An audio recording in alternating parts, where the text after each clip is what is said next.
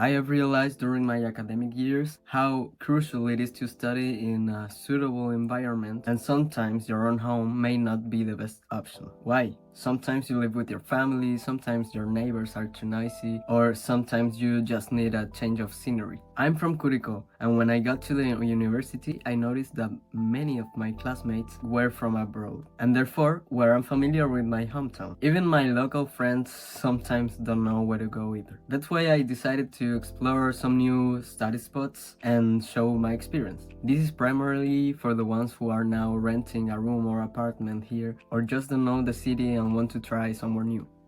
The first place I went to was a Subway, the one that's downtown. There are multiple tables and most of them have power outlets for you to charge your devices. Some of them even have USB connectors. My girlfriend and I bought some sub for lunch so we could stay there. After we started studying. It's not a noisy place at all, but if for some reason other customers are, some headphones will fix it. Apart from that and having to spend money, I'd say it's a pretty nice and pleasant space.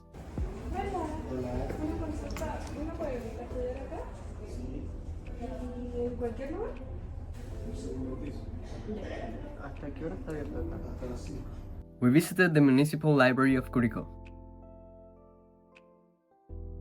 As the librarian said, we went upstairs to a very spacious area and settled at a table next to a power outlet. This library was very quiet and provided Wi-Fi access through BiblioRedes, which is part of the government's online training program. It requires a Chilean ID for registration and connection. I noticed after that you can use it for 1 hour and on a single device at a time, but the mobile data worked well though. Also, there are computers available on the first floor if you need one, but you can use them for 1 hour too. Restrooms are also available, but yeah, remember to bring your own toilet paper. The Mall Valle is one of the malls here in Curicó. It has a food court with a variety of fast food restaurants and ample seating. I've actually seen people reading, drawing, and studying there before, so I gave it a try. I couldn't find any electrical outlet, so we picked a random table. First thing I noticed was the stickiness of the table, and obviously you can't expect there to be clean, I mean, it's a food court. Just remember to bring your wipes. Then the noise started bothering me and I grabbed my earphones, but just to show because it didn't really stop me from working. I felt comfortable enough to take out my laptop, and I'd say this place may not be the best option, but it might work for you if you're in a hurry, want to eat there but you have to keep working, or have nowhere else to go. There I was showing you that we bought some ice cream. The University of Talca has 3 extension centers, one of which is located in Curicó and features a study room. Me dijeron que acá habían cerrado. ¿Ustedes son estudiantes de acá de la universidad? Sí. ¿Viene con ella? Sí. ¿Tiene su credencial? En la obligación. ¿En el teléfono? ¿Y hasta qué hora? Hasta las 11. Si puede llegar hasta las 11 y de necesario no pueden volver. Es que 24 sí. ¿Cómo así que se lo podría dar un claro, sí. Being able to spend the night there was a big plus, let's say. As you have just seen, you may show your university credential or some documentation that proves you're part of the UTAL. If you're not, you can go with someone who is, or just borrow a credential, but just be discreet. It's a very large study room with 3 group tables, 2 whiteboards, and many individual seats, each with a power outlet. It also has air conditioning. We didn't use it though, but if it's there, it means you can ask for it to be turned on. Here you'll find the same Wi-Fi networks as on any campus of the UTAL, but again, you need your credentials to connect. I liked this place so much that I went back soon after. In fact, I found it so quiet and comfortable, I'd say this was my favorite study spot.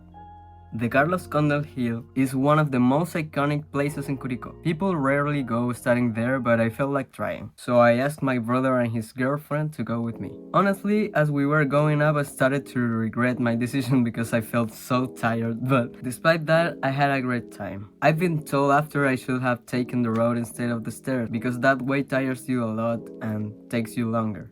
By the way, it takes something around 10 to 15 minutes to get to the top.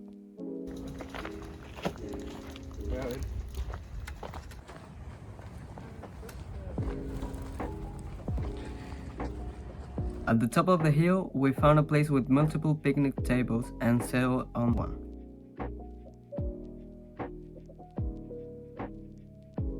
I used my iPad with no fear at all and then helped my brother and sister-in-law to study for the PIs. I found it very pleasant and relaxing to study there, so going up was definitely worth it. You should know though that this hill can be dangerous, especially after dark, so take care of yourself, go in a group and try not to stay after 6 p.m. Remember charging your devices beforehand and to bring water, sunscreen and something to eat. The public library was the second one on the list and I went by myself this time. This one's located at the foot of the Condell Hill. It has a bicycle rack on the outside, so I locked my bike there. I asked the librarians for places to study and one of them first showed me a table next to the bookshelves, but then guided me to a study room. This room had a large dining table and bookshelves on the sides. I liked that it had this small exhibition with photos of places in the city. I settled at the table and just did my stuff. The Wi-Fi networks there were the same as in the municipal library and you can request a computer as well. The bad thing about this place was the amount of noise. This library was a bit more crowded and had a space with children's books and couches, which is very nice unless you need a place to focus. Moreover, the workers here spend a lot of time gossiping and they frequently use this kettle that was installed inside the room. So believe me when I say this place was noisy. I don't think it's impossible to work here comfortably, but you'll need headphones.